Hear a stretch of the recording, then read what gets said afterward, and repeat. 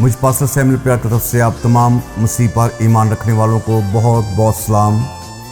खुदा का फजल इत्मीनान आप सब अजीज़ों को हासिल होता रहे और मैं शुक्रगुज़ार हूँ आप तमाम मसीह पर ईमान रखने वालों के लिए कि आप वो पैगाम जो मैं आप तक पहुँचाता हूँ आप उसको सुनते हैं और यकीनन खुदा की बरकत आपको मिलती है। तो आज खुदा कलाम से इस बात को जानेंगे कि नैनवा के लोगों का रोज़ा खुदा के हुज़ूर में मकबूल ठहरा और दाऊद ने जो रोज़ा रखा अपने बेटे के लिए वो ना मकबूल ठहरा ना मंजूर ठहरा और उस रोज़े की बरकत उसका जवाब दाऊद को ना मिल पाया। तो खुदा कलाम में से हम पढ़ते हैं नैनवा के लोगों के बारे में। खुदा उनका बंदा यूना को खुदा का कलाम फरमाता है, उठ और उस बड़े शहर नैनवा को जा और उसके खिलाफ मुनादी कर, क्योंकि उनकी शरारत मेरे हजूर पहुंची। खुदा ने यूना को ऊपर ये पैगाम दिया कि तू जा, नैनवा जा और मुनादी कर। ये हम सीखते हैं कि गो के पहली मर्तबा यूना नहीं जा सका, लेकिन दूसरी मर्तबा यूना खुदा कलाम के ताबेदारी में गया और खुदा कलाम फरमाता तीसरे बाब के अंदर खुदा उनका कलाम दूसरी बार यूना पर नाज़िल हुआ कि उठ उस बड़े शहर नैनवा को जा और वहाँ इस बात की मुनादी कर जिसका मैं तुझे हुक्म देता हूँ। तब यूना खुदा उनके कलाम के मुताबिक उठ कर नैनवा को गया और नैनवा बहुत बड़ा शहर था। नैनवा बहुत बड़ा शहर था और खुदा कलाम में से हम पढ़ते हैं कि बहुत बड़ा शहर था। उसकी मुसाफत 3 दिन की राह थी और यूना शहर में दाखिल हुआ और 1 दिन की रात चला। उसने मुनादी की, जो खुदा ने उसको मुनादी दी थी, जो पैगाम दिया था, उसने मुनादी की और कहा कि 40 रोज़ के बाद नैनवा बर्बाद किया जाएगा, नैनवा बर्बाद हो जाएगा 40 दिन के बाद। लेकिन जिन्होंने पैगाम सुना, खुदा कलाम में हम पढ़ते हैं ये खबर नैनवा के बादशाह को पहुंची और वो अपने तख्त पर से उठा और बादशाही लिबास को उतार डाला और टाट ओढ़ कर राख पर बैठ गया। और बादशाह उसके अरकान दौलत के फरमान से नैनवा में ऐलान किया गया और इस बात की मुनादी हुई कि कोई इंसान या हैवान गला या रमा कुछ ना चखे ना खाए पिए, लेकिन इंसान और हैवान टाट से मुलव्वस हों और खुदा के हुजूर गिरिया जारी करें, बल्कि हर शख्स अपनी बुरी रवश और अपने हाथ के जुल्म से बाज आए। शायद, सुनिएगा गौर से, शायद खुदा हम पर रहम करे और अपने इरादा बदले और अपने कहर शदीद से बाज आए और हम हलाक ना हो। और जब खुदा ने उनकी ये हालत देखी कि वो अपनी अपनी बुरी रवश से बाज आए, तो वो उस अजाब से जो उसने उन पर नाज़िल करने को था बाज आया और उसे नाज़िल ना किया। ये है नैनवा के लोगों की ज़िंदगी का हाल, जिन्होंने बर्बाद होना था, जिनके ऊपर अजाब नाज़िल होना था, लेकिन इन्होंने खुदा के हुज़ूर में रोज़ा रखा। हम रोज़ों के महीने में बिलखसूस इस विरद को ज़रूर याद करते हैं कि नैनवा के लोगों को चाहे जैसे मर्जी क्यों ना गुनाह उन्होंने किए थे, खुदा ने उस अजाब नाज़िल करने से बाज आया, खुदा ने उन पर रहम किया। तो खुदा रहम करने वाला है, हम ये सीखते हैं क्योंकि हमारे पास ये रेफरेंस मौजूद है। हालांकि उनकी बुरी रविशें थी, वो अपनी बुरी रविशों से फिर रोज़ा रखा, दुआ की, गिरिया जारी की और खुदा उस अजाब से जो नाज़िल करने को था बाज आया। ये है नैनवा के लोगों का रोज़ा और इसके जो मंजूर हो गया। लेकिन एक रोज़ा वो भी है जो खुदा के बंदा दाऊद ने रखा अपने बेटे के लिए। और दाऊद जिसके बारे में हम इस बात को याद करते हैं कि वो खुदा का ममसू, खुदा के कलाम में लिखा गया है कि खुदा ने उसे अपने लिए मखसूस किया, अपने लिए चुना, और खुदा ने खुद कहा कि मुझे मेरे दिल के मुआफ़िक मिल गया। और हम ज़बूर दाऊद के लिखे हुए गाते हैं, बरकत पाते हैं। दाऊद का रोज़ा नामकबूल हो गया जब उसने अपने बेटे के लिए रोज़ा रखा था, जिसका जिक्र हमें दूसरे शमूएल के अंदर नजर आता है। दूसरे शमूएल के अंदर इस बात का विर्द नजर आता है, दाऊद ने उस लड़के की खातर खुदा से मिन्नत की और दाऊद ने रोज़ा रखा और अंदर जाकर सारी रात ज़मीन पर पड़ा रहा। और उसके घराने के बुजुर्ग उठकर उसके पास आए कि उसे ज़मीन पर से उठाएं, पर वो ना उठा और ना उसने उनके साथ खाना खाया, और 7वें दिन वो लड़का मर गया। जिस दाऊद ने इस बात का इकरार किया कि जदों तेनू पुकारा तो सुन सच्चाई दे रब्बा, जब मैं खुदा को पुकारूंगा तो वो मेरी सुन लेगा। दाऊद रोज़ा रखता है अपने बेटे के लिए, और 7 दिन के बाद उसका बेटा मर जाता है, 7वें दिन, और 7वें दिन वो लड़का मर गया। अब सवाल पैदा होता है कि नैनवा के लोगों का, जिनकी रविशें बुरी थी, उनका रोज़ा मकबूल हो गया। इधर खुदा का दिल के मुआफ़िक, खुदा का ममसू, इसका रोज़ा नामकबूल हो गया और इसका बेटा मर गया। तो ये आज कलीसिया के लिए ये सवाल है, चैलेंज है, आखिर क्यों? और आज इसी टॉपिक को लेके चलेंगे, आखिर ऐसा क्यों हुआ कि दाऊद का रोज़ा नामकबूल ठहरा और खुदा ने उसके रोज़े को रद्द कर दिया और उसकी ना सुनी और उसका बेटा मर गया। तो खुदा कलाम में से हम पढ़ते हैं इसकी वजह, इसका रीज़न हम पढ़ेंगे। जो खुदा कलाम में से हम पढ़ते हैं 11वां बाब है, दूसरा शमूएल पहली आयत से। और ऐसा हुआ कि दूसरे साल जिस वक्त बादशाह जंग के लिए निकलते हैं, दाऊद ने योआब और उसके साथ अपने खादमों और सब इस्राएल को भेजा। जिस वक्त बादशाह जंग के लिए निकलते हैं, दाऊद बादशाह ने अपने सिपा सलारों, अपने लोगों को भेजा जंग के लिए। और खुदा कलाम कहता है कि उन्होंने बनी अमून को कत्ल किया और रब्बा को जा घेरा, पर दाऊद शहर ही में रहा। जिस साल में बादशाह जंग के लिए निकलते, ये जंग के लिए नहीं गया, क्यों उसका बेटा मर गया दाऊद के रोज़ा रखने के बावजूद? उधर लोगों का, नैनवा के लोगों का रोज़ा मकबूल हो गया, खुदा उस अजाब से जो उनके ऊपर नाज़िल करने को तो बाज आया। इधर दाऊद का रोज़ा 7वें दिन उसका बेटा मर गया। वजह क्या है कि जिस साल के अंदर बादशाह जंग के लिए निकलते हैं, ये जंग में से बादशाह को होना चाहिए था, ये घर पे है, ये घर पे है। हालत जंग में होना चाहिए, ये घर पे है, महल के अंदर है। और जो महल के अंदर होगा, अपने घर के अंदर होगा, अपनी दुनियादारी के अंदर होगा, कुछ होगा उसके साथ। आज खुदा चाहता है कि हम हालत जंग में हैं, अबलीस और खुदा के जंग जारी है, हमें एक साइड पे रहना पड़ेगा और हमें खुदा की तरफ ही रहना चाहिए। हम हालत जंग में हैं, हम हालत दुआ में होना चाहिए, हमें खुदाओं की परस्तिश में होना चाहिए। जो ऐसा नहीं करेगा उसके लिए कुछ होगा।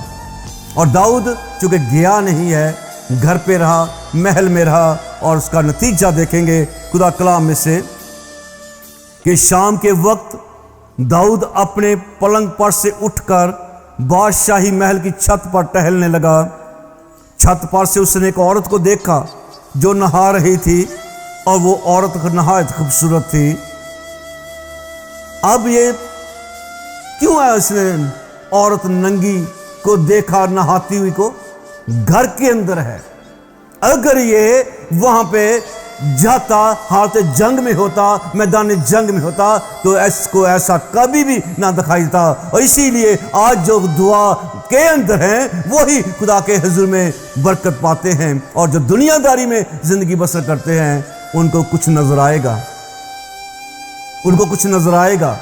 इधर दाऊद को भी नजर आया, क्योंकि हालत जंग में नहीं था, घर पे था, टहलने लगा, और वो उस औरत को शायद इसने जानबूझ के नहीं किया, इसने जानबूझ के उसको देखा नहीं है, इसे नजर आ गया, लेकिन इसकी गलती ये निकली, इसने उस औरत को देखा और उस औरत को घर पे बुला के इसके साथ बदी की, जबकि इसका शोहर मैदान जंग में है, इसका शोहर मैदान जंग में है। और खुदा कलाम कहता है कि ये औरत के बारे में दरियाफ्त करता है कि औरत कौन है, और किसी ने बताया, किसी ने कहा कि ये बैतशबा यानी हत्तीहूरिया की ये बीवी है, और दाऊद ने उसको बुलवा कर उसके साथ बदी की और वो औरत हामला हुई। इसके बाद इसने उसके शोहर ऊरिया को हालत जंग में से जो था उसको बुलवाया, और उसे क्या बोलता है, दाऊद क्या कहता है, दाऊद ने योआब को कहला भेजा कि हत्तीहूरिया ऊरिया को मेरे पास भेज दे। सो योआब ने ऊरिया को दाऊद के पास भेज दिया, और जब ऊरिया आया तो दाऊद ने पूछा कि योआब कैसा है, लोगों का क्या हाल है, और जंग कैसे हो रही है। फिर दाऊद ने ऊरिया से कहा कि अपने घर जा, अपने पाँव धो। ऊरिया बादशाह के महल से निकला, और खुदा कलाम में लिखा है कि ये अपने घर नहीं गया, ये अपने घर नहीं गया।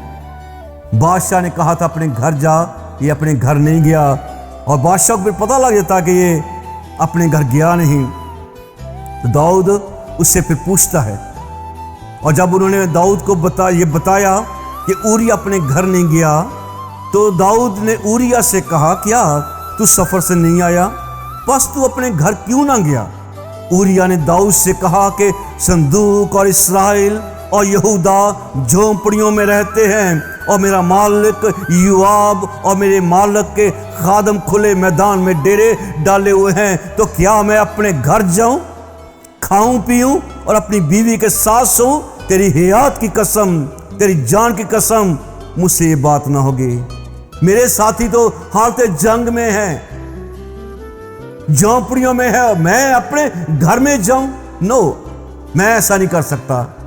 और फिर उसके बाद दाऊद उस ऊरिया को योआब के साथ प्लानिंग करता है, और योआब को खत लिखता है कि ऊरिया को सबसे जो खतरनाक जगह है वहां पे इसको जंग में रखना। खुदा कलाम में से हम पढ़ते हैं, सुबह को दाऊद ने योआब के लिए खत लिखा और उसे ऊरिया के हाथ भेजा, और उसने खत में ये लिखा कि ऊरिया को घमसान में सबसे आगे रखना, और तुम उसके पास से हट जाना ताकि वो मारा जाए। अब ये उसको मरवाने का प्लान करता है। क्यों इसकी दुआ सुनी जाती, क्यों इसका रोजा मकबूल होता। हालांकि नैनवा के लोग भी ठीक नहीं थे, उनकी रवशें भी अच्छी नहीं थी, इधर इसकी भी ये हालत में रवश तो ठीक नहीं लग रही। एक तो उसकी बीवी के साथ उसने बदी की और वो हामला ठहरी, और इधर उसके शोहर को मरवाने के लिए इसने प्लान कर लिया। तो खुदा कलाम में से हम आगे फिर पढ़ते हैं कि ऊरिया जंग में मारा जाता है, और दाऊद उस औरत को, बैतशबा को अपने घर में ले आता है और अपनी बीवी बना लेता है। ये दाऊद जो खुदा का ममसू, अब इसका जो बेटा पैदा हुआ उसके बारे में नातन नबी से बता देता है कि बेटा तेरा मरेगा, वो जिंदा नहीं रहेगा। और जब वो बेटा दुनिया में आता है और उसके बाद बीमार होता है, तो तब दाऊद उसके लिए रोज़ा रखता है। गोया दाऊद को पता होगा कि खुदा रोज़े को कबूल करने वाला है। अब क्यों ऐसा हुआ कि दाऊद का रोज़ा ना मकबूल ठहरा, क्या वजह है? अजीजों, याद रखें कि नैनवा के लोग थे, उनका गुनाह आम लोगों की तरह हो सकता था, लेकिन ये आम लोग नहीं, ये इलेक्टेड है, चुना हुआ है, जिसे सैमुअल किसी और को चुनना चाहता था। खुदा से कहता कि ये इसको चुन, इसको बादशाह होने के लिए मसा कर। खुदा ने उसे मखसूस किया, खुदा ने अपने लिए उसे मसा किया। इसी पर दाऊद कहता कि तूने मेरे सब पे तेल मला है, मेरा पेड़ा लबरेज होता है। इसको खुदा ने मसा किया था अपने लिए, लेकिन इसने बदी की। क्यों बदी की? ये जंग में नहीं गया। जिस साल बादशाह जाते हैं, अपने घर पे रहा और अपनी आंखों से किसी औरत को देखा, उसके साथ बदी की, उसके शोहर को मरवाया। अब खुदा इसके रोजे को क्यों कबूल करेगा? इससे साबित होता है कि खुदा उसके रोजे को तो शायद कबूल कर ले जो खुदा का ममसू नहीं है, लेकिन उसके रोजे को कबूल नहीं कर पाएगा जो खुदा का ममसू है और खुदा के खिलाफ गुनाह करता है। इसको हालत जंग में होना चाहिए था, और आज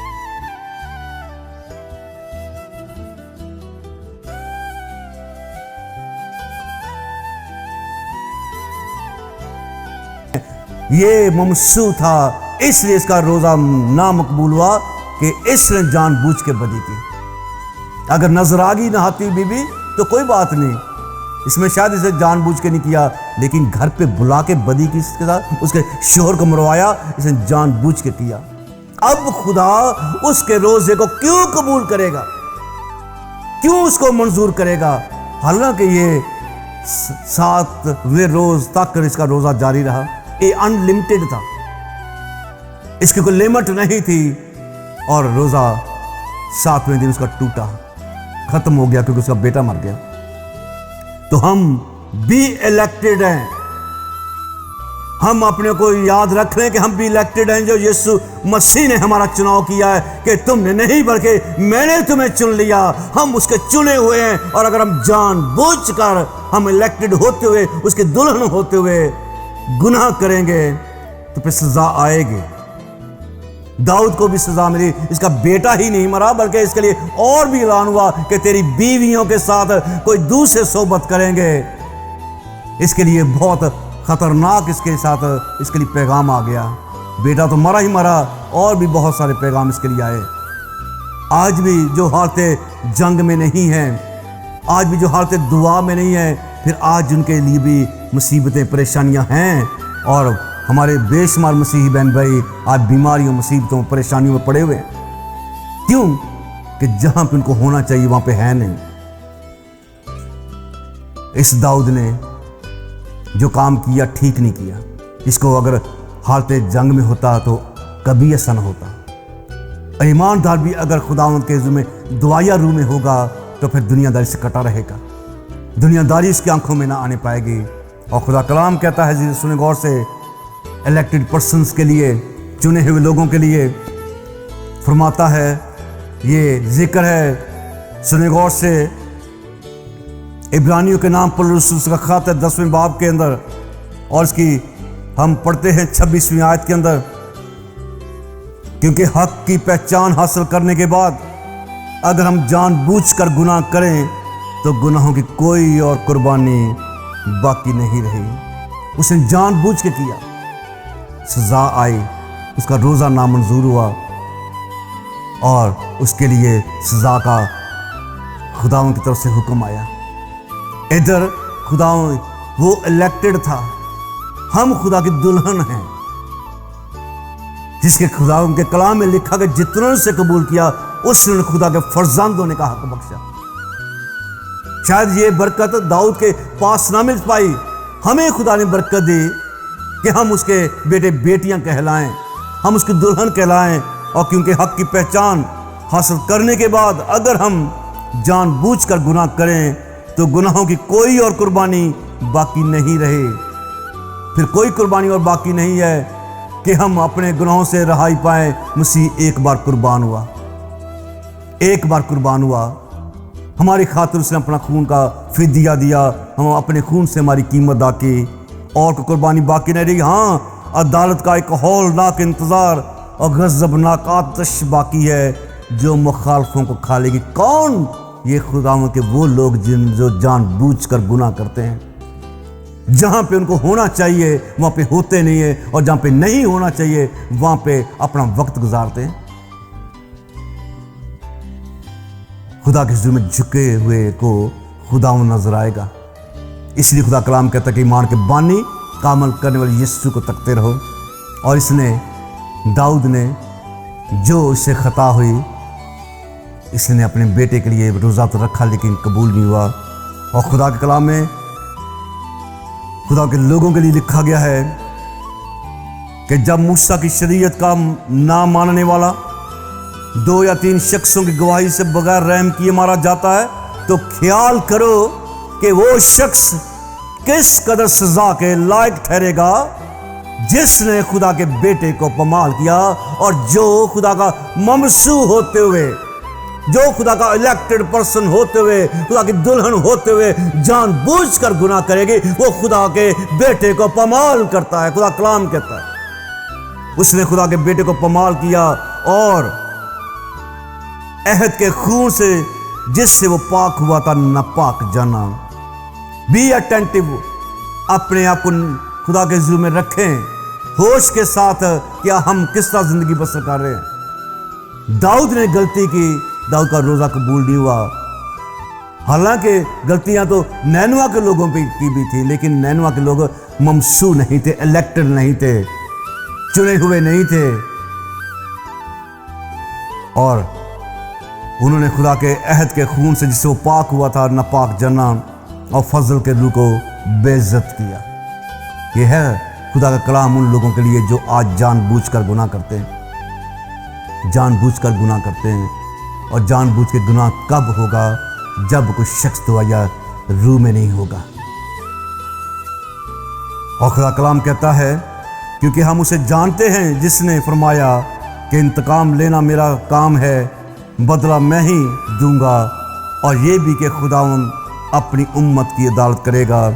जिंदा खुदा के हाथों पड़ना हौलनाक बात है। दाऊद जैसे भी पड़ गए, दाऊद जैसे के ऊपर भी सजा का ऐलान हो गया। दाऊद चुना हुआ था, इसलिए उसका रोज़ा कबूल नहीं हुआ। नैनवा के लोगों का कबूल हो गया क्योंकि वो चुने हुए नहीं थे। खुदा ने उसको उन पर रहम कर दिया।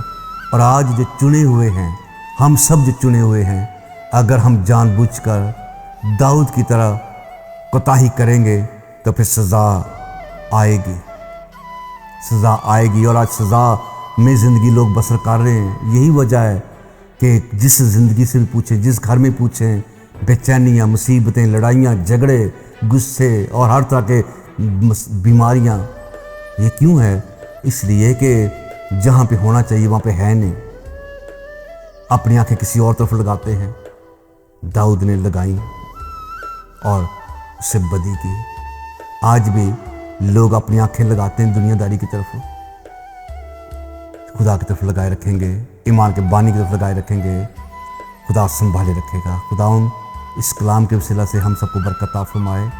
और ज़रूर याद रखें कि हमें खुदा के ताबे रहना है, खुदा की मर्ज़ी के ताबे रहना है, और कोई काम ऐसा नहीं करना जो खुदा के हुक्म के ख़िलाफ़ हो, क्योंकि हम उसकी दुल्हन हैं, हम इलेक्टेड हैं। क्या तुम नहीं जानते कि तुम शाही कहनों का फ़िरका और मुक़द्दस कौम हो? क्या तुम नहीं जानते कि खुदा का रूह तुम में बसा हुआ है? क्या तुम नहीं जानते? हमें जानना है कि हम खुदाओं की दुल्हन हैं। खुदाउन आप सबको इस कलाम पे अमल करने की भारी तौफीक अता फरमाए। यीशु मसीह के नाम से आमीन।